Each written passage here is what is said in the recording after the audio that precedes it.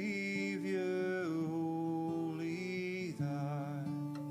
Let me feel thy Holy Spirit, truly know that thou art mine. I surrender all. I surrender all to thee, my blessed Savior. I surrender all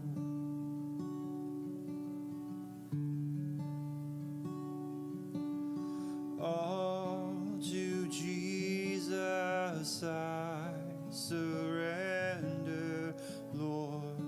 I give myself to thee. Fill me with thy love and power. Let thy blessing fall on me.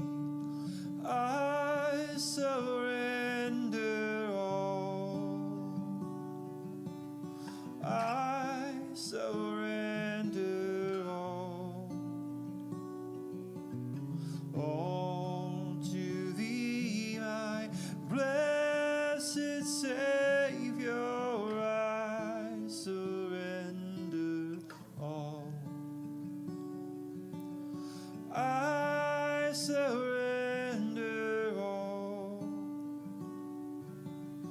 I surrender all to thee, my blessed Savior. I surrender all.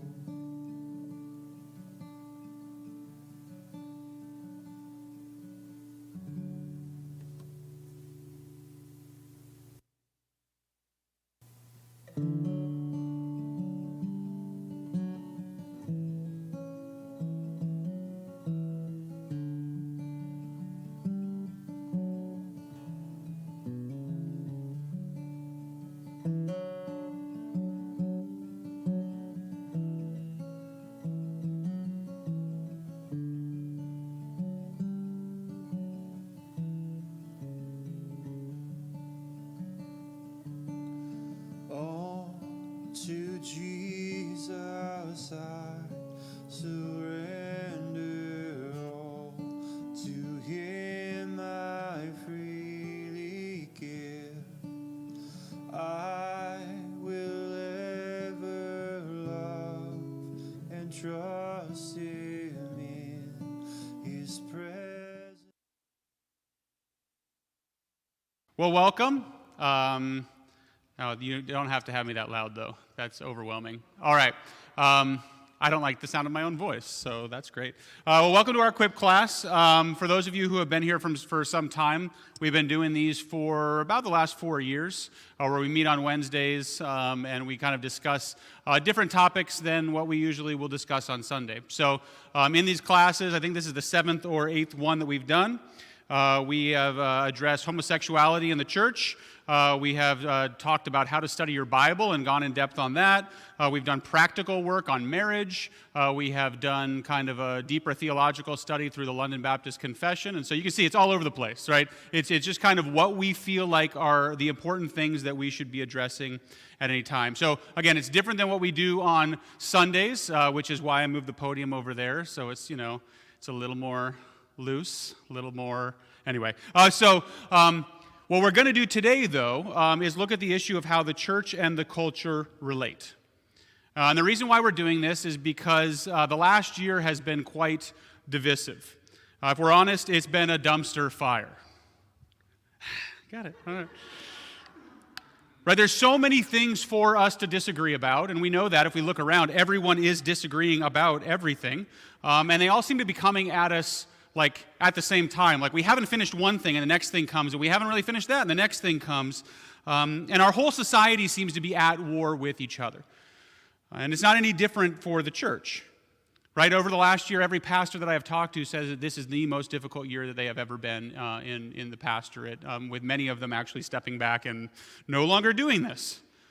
Now, in some ways, this makes sense, right? If people are fighting, if people are disagreeing, people in the church are just people, they also will be disagreeing. But some of the conflict in the church has actually had a different dimension to it. Because the difference is that in the disagreements in the church, they're not just about where people land on a specific topic, but how the church should respond, or how a Christian should respond. And so many of the disagreements were layered with kind of Christian moral responsibility. And so it wasn't just about two people disagreeing or coming to different conclusions. Instead, the statements became, the church needs to take this position. Or if you are a Christian, you have to think or vote this way. And so there's this added weightiness to everything, because people are implying or outright stating that your salvation was in question if you disagree, that you are sinning if you don't take a prescribed action. And I'll just say, I know this element exists because I've had it hurled at me. I have been accused of not being a real Christian or not understanding my Bible more times in 2020 than in my entire life as a pastor up to that point, and really probably my entire life up to that point. And so we have to ask, what is going on? What is at the root of these disagreements? And I say what is the root of many of these internal debates within the church is a difference in how we see the relationship between the culture and the church, right? What role Christians play within the larger culture. Now, often, you probably can't even see that on there. The people online can probably, it's real clear. But the point is this, often the arguments are happening out here on the peripheral, right? These results, the things like abortion, Black Lives Matter, right? Masks, all these things that we hear arguments about all the time. And yet where the differences really lie are in the core beliefs. And we're never going to be able to come to any conclusion as to why we are differing out here until we understand the worldview where these differences derive from. And so that's what we're going to be talking about for the next 4 weeks, is we're going to be talking about the worldview differences, the core differences of how we view the relationship between Christ and culture. Today we'll set the stage for that. We'll get an idea of what our goal is in this series and how we plan to get there. The next 2 weeks we're going to look at some different ways of thinking about the relationship between Christ and culture. And then in week 4, we're going to talk about what to do with this information. How do we actually use this? How do we process with this? How do we then work together? And how knowing these things can help us be better disciples and neighbors. And so our hope is at the end of this, not that we agree on everything, right? Because we still are going to be coming from some different places.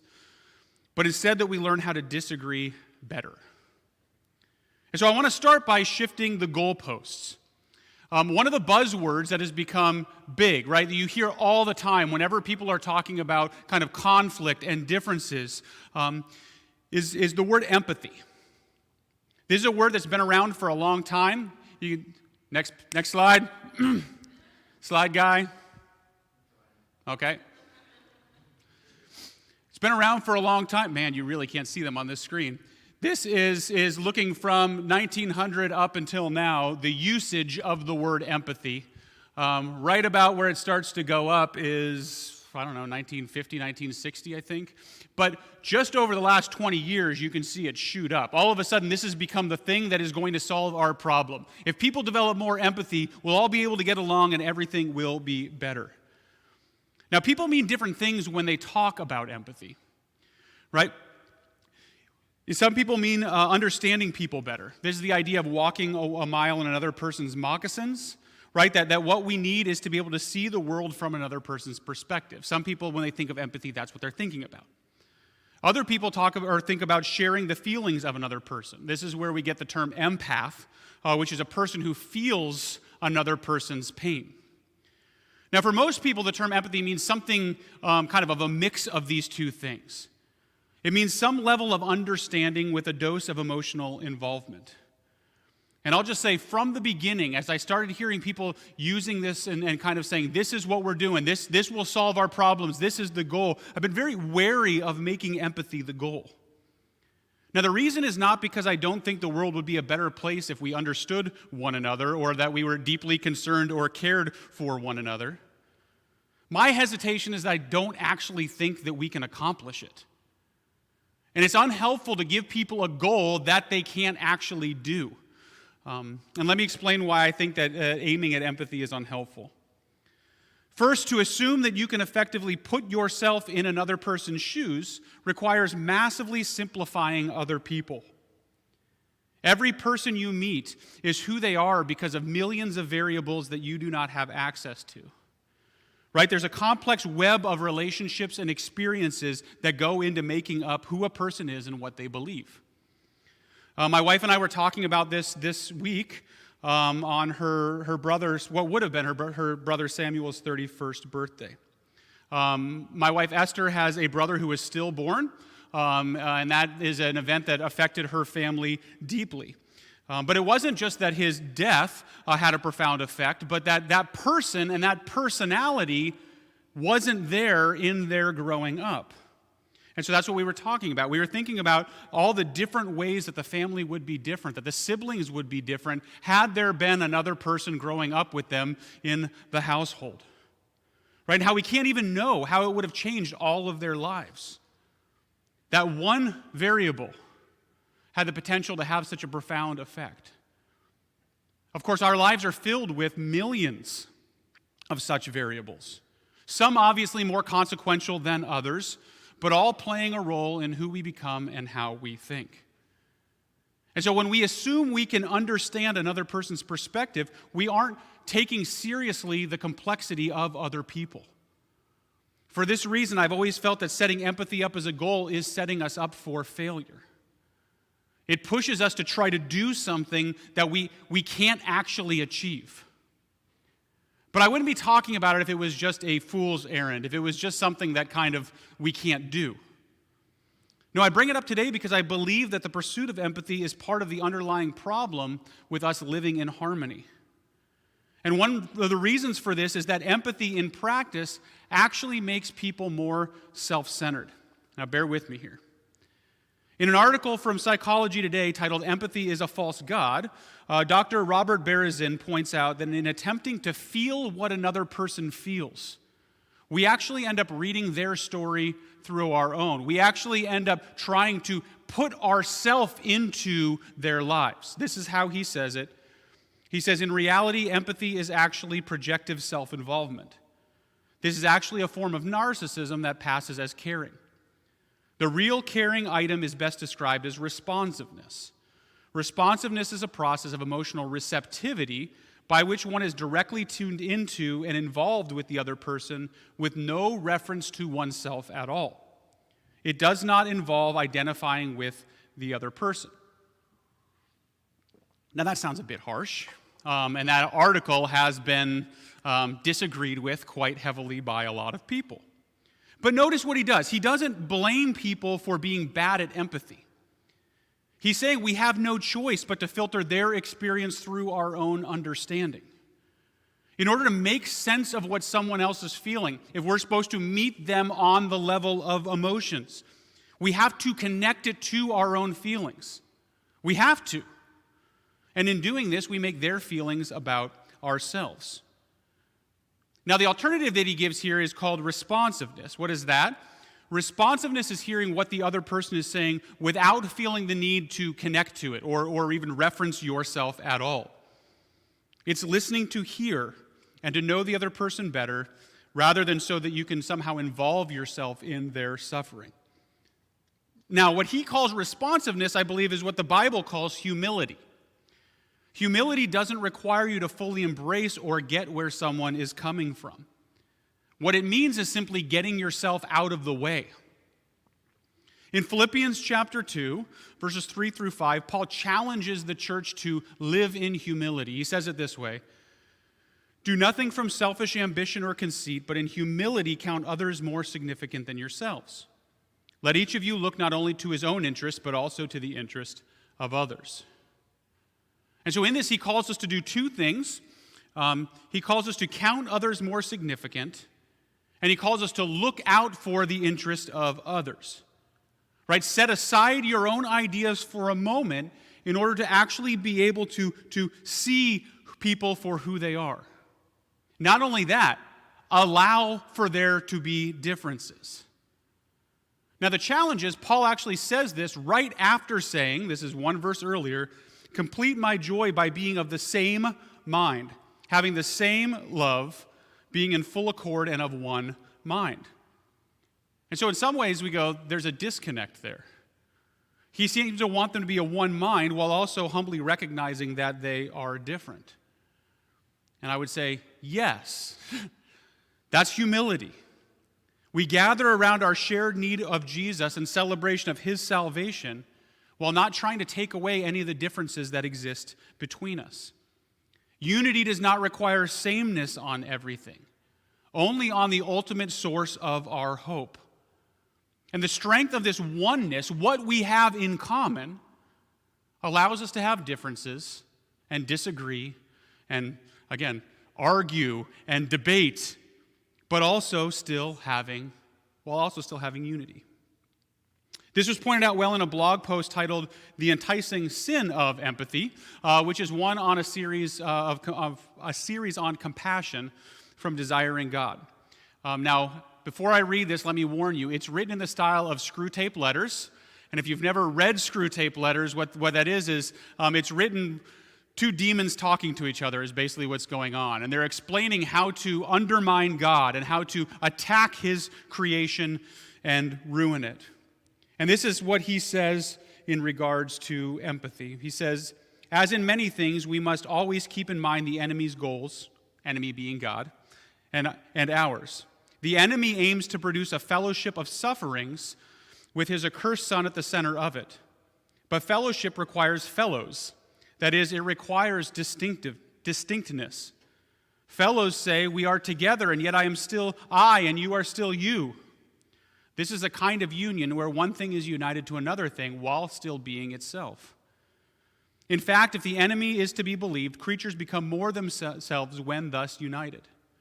Of course, it is all lies, and in stoking empathy, we are simply cutting with a grain of reality. Empathy goes beyond union to the more potent and dynamic truth of fusion, the melting together of persons so that one personality is lost in the other. Empathy demands feel what I feel, in fact, lose yourself in my feelings. What his point is here is the pursuit of empathy, while seemingly allowing for differences, actually ends up stifling them.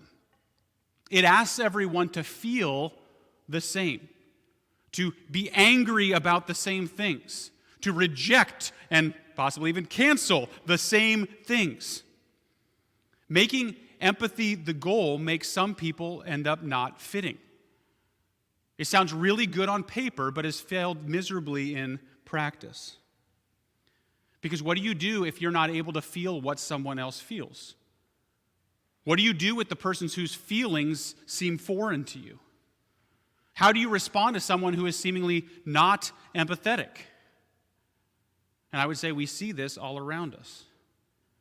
The call for empathy is unintentionally distancing people who cannot understand the feelings of one another. And so people tend to gravitate towards those people they can understand, and we start having all these little bubbles and subcultures all over the place where people are distancing themselves from people who are different than them. And all of a sudden, people can't get along. And let's be honest, this happens anyway. We are drawn to people who are like us. It makes life easier. We don't have to work through anything if the other person thinks like us, feels like us. But what we need is for this to be challenged. We don't need a goal that actually plays into our weaknesses.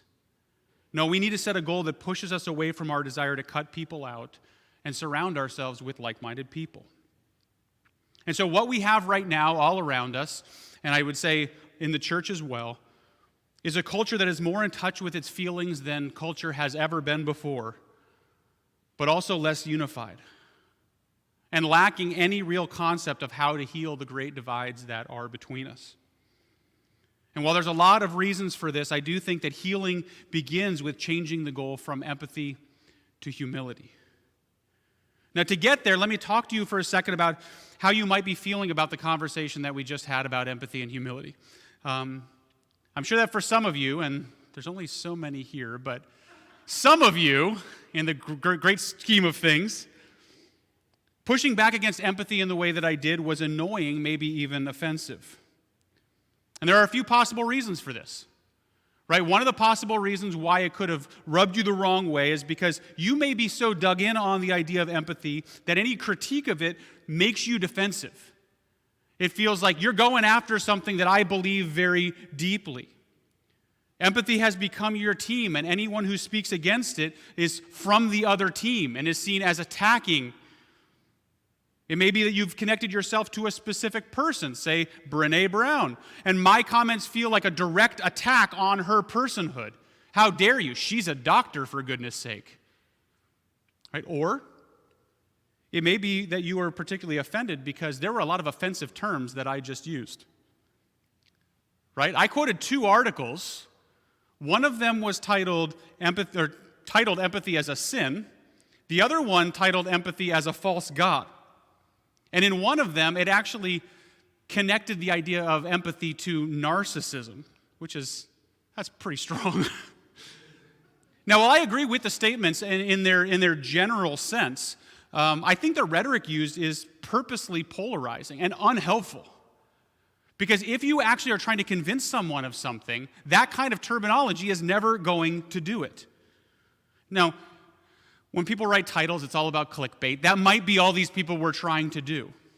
But what it does is it feeds into what we're talking about, this pulling away, this I can't understand what you're talking about. How dare you call me those things? So to be clear, I was aware of what I was doing, so simmer down, right? Like I understand that the wording that was used was not exactly helpful. And what I want to point out with that is it's really important how we talk to one another. It's important how we listen, and we'll get to that in a moment, but it's also really important how we actually kind of categorize or think about what people who think differently than us, who we say they are.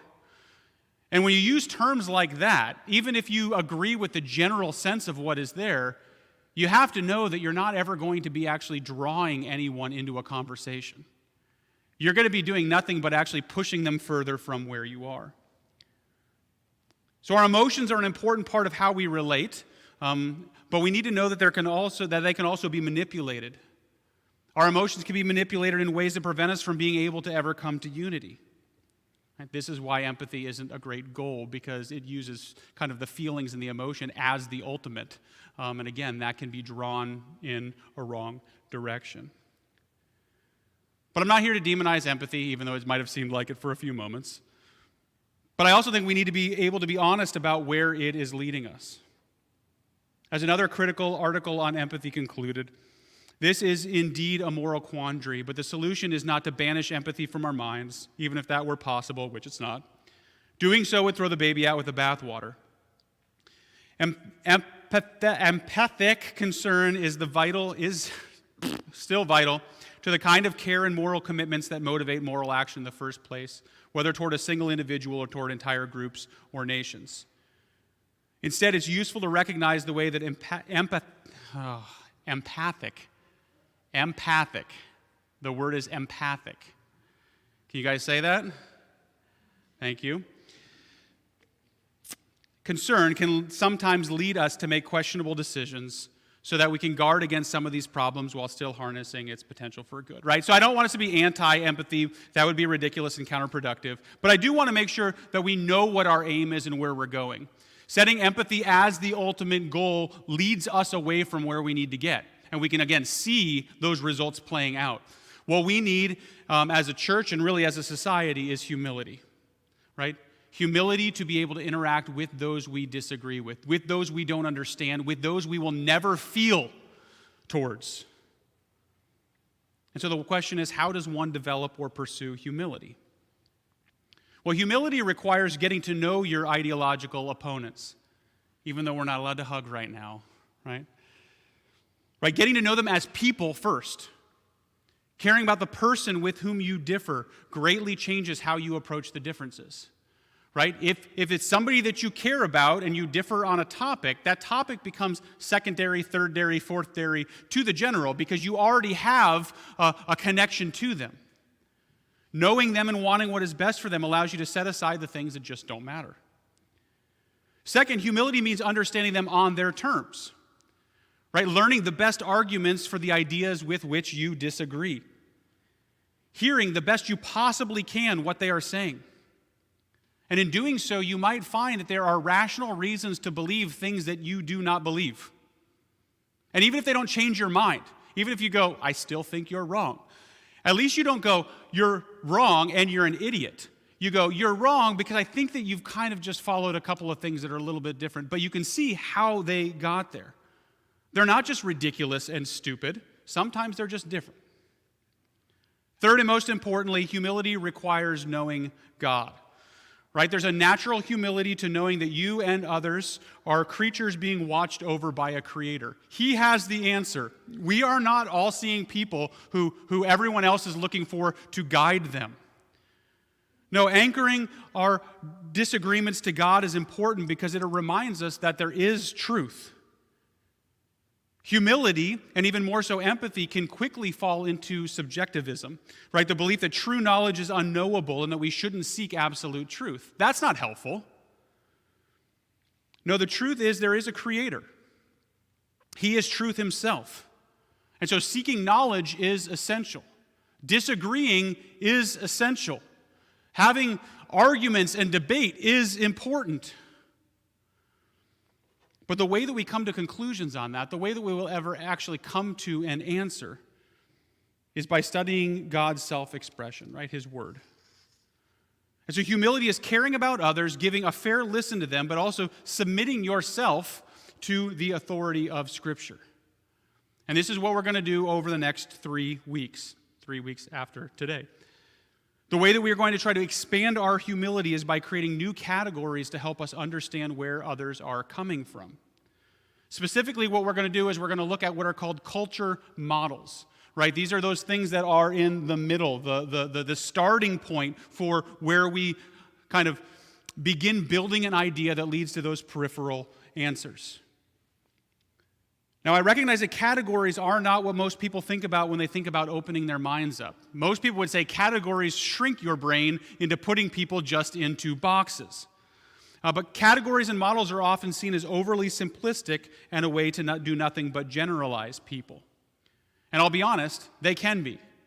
Right? If you go through life and think that everything fits into a box, that everything is always just as simple as you're this kind of person, you're that kind of person, then categories end up being bad for you, right? Like I'm sick and tired of everything left of center being called socialism and everything right of center being called Christian nationalism, right? There's a giant field in between these things, and most people live somewhere in that field. Believing that all of life fits neatly into categories is a good way to never actually understand anyone appropriately. As Richard Niebuhr, the author of the book Christ and Culture, put it, he said, when one returns from the hypothetical scheme to the rich complexity of individual events, it is evident at once that no person or group ever conforms completely to a type. So the question is, if categories or culture models are at best incomplete, why study them at all? Right? How is that going to help us on our quest for humility? Well, our brains function like a really complex computer, right? And like a computer, they have to be given some sort of framework in which to operate. They need categories in order to make sense of the world, right? Early in childhood, kids are developing all of these things. They are setting categories in the things that they're seeing, and they're doing it at an incredible rate, right? This is safe and this is harmful. This is good, this is bad. This is what success looks like. This is what failure looks like. Scary. A lot of that they get from watching us. So, like, be better parents or something. Then all of these subcategories develop underneath those big categories, right? So it's not just good and bad. Now we start getting into all of the different pieces that make up what good and bad look like. All of these layers get set up so effectively in us that we stop actually knowing what we're thinking a good portion of the time. A lot of our decision-making becomes knee-jerk and like a reflex, right? It's like a natural response based on how the world has been divided up in our brains. Now, there are scientific names for all of this, but the theological term is worldview. And the best definition I've found for what that means comes from the book The Universe Next Door, written by a guy named James Sire, and he says this. He says, so what is a worldview? Essentially this. A worldview is a commitment, a fundamental orientation of the heart that can be expressed as a story or in a set of presuppositions, assumptions which may be true, partially true, or entirely false, that we hold consciously or subconsciously, consistently or inconsistently, about the basic constitution of reality. And that provides the foundation on which we live and move and have our being. Now, the most difficult thing about his definition, I think, is he points out that much of what we believe and much of what guides our thinking, right, much of what actually affects the decisions that we come to is subconscious. And some of that subconscious thinking, like we're not even aware that we are doing it, is false. In other words, some of the things that we are entirely sure of are absolutely wrong. And we aren't even conscious of the fact that we believe these things. And I will say there are a lot of studies, current studies on cognitive bias that bears this out. That we come to a lot of wrong conclusions based on things that we aren't even aware that we are processing. Right, on the practical level, think of what that means for the disagreements that are pulling us apart. So many of them are based on the fact that we don't understand how we came to our conclusions, and we don't understand how anyone could possibly come to a conclusion other than the one that we are seeing. Likewise, we are unaware where we may be dismissing valid arguments based on our already developed defenses. And so we're going to be studying cultural models in order to, number one, bring some of our subconscious beliefs to the surface. Right? Drawing distinctions between different approaches helps us to better understand our own thoughts on Christ and culture. In other words, we're going to talk about it so that we can think about it, so that we can actually address some of the things that we already believe that we don't know we believe. And secondly, we're going to do it to help us see some of the approaches that we have easily dismissed have merit. Categories that we can't ever imagine ourselves as a part of are rooted in the Bible. Just wait. It'll blow your minds. And the hope is that we can develop some humility through a better understanding of our own position, our own beliefs, along with its flaws, and that we can develop a better understanding of those we disagree with, along with some of their positives. Now, in order for that to work, in order for us to actually be convinced of this, we have to have good models. We have to have a good framework to work with. They have to be clear enough that we understand them and distinct enough that they highlight some of the differences in how we think of the relationship between the church and the world. And if done right, which is my job, they will help us to see each other and the relationship of church and society in a new way. Now, the classic work on this topic, and the one that this Equip series is named after, is Christ and Culture by Richard Niebuhr. I quoted from that earlier.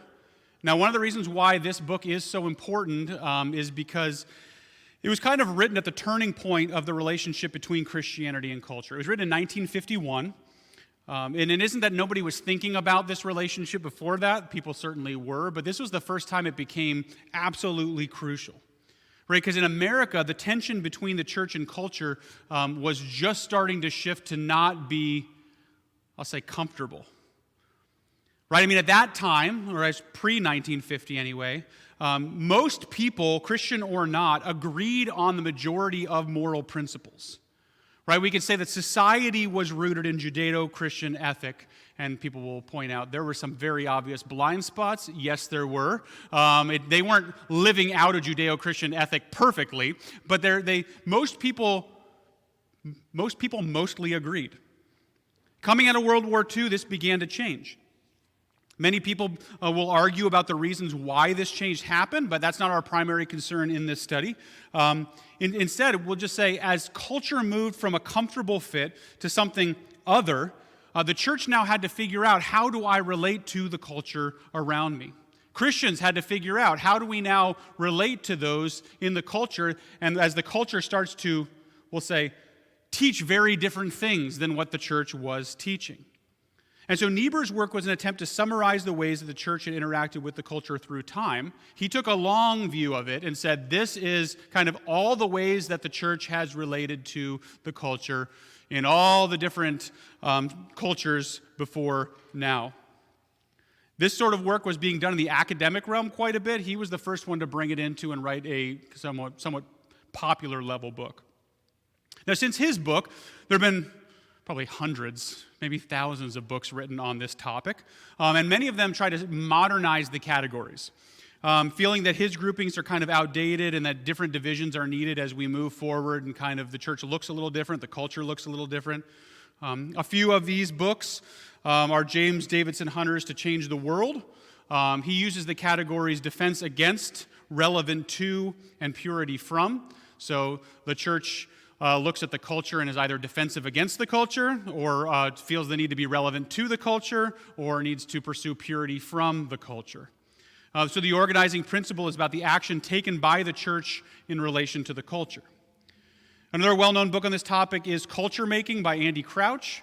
That was written 11 years ago or so. He uses the categories condemning culture, critiquing culture, copying culture, or consuming culture. And so once again, you see the organizing principle is their response to the culture, how the church is going to act toward the culture. And so now you can't see that either. So basically, what I've shown is the thing I showed earlier. You have the conclusions that people come to, the things they're having arguments about. You have your core beliefs that are driving it, and then you have the actions that kind of lead you, like how you think about the action that you are putting towards the culture. What makes both of these models helpful is that they're easier to categorize and understand.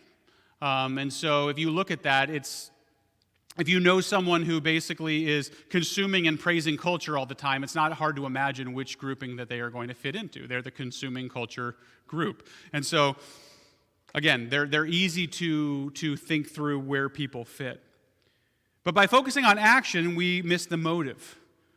And I'll say, I can tell you to act differently. We can figure out the action side of things, but it doesn't really change the fundamental idea of what we think the relationship between Christ and culture is.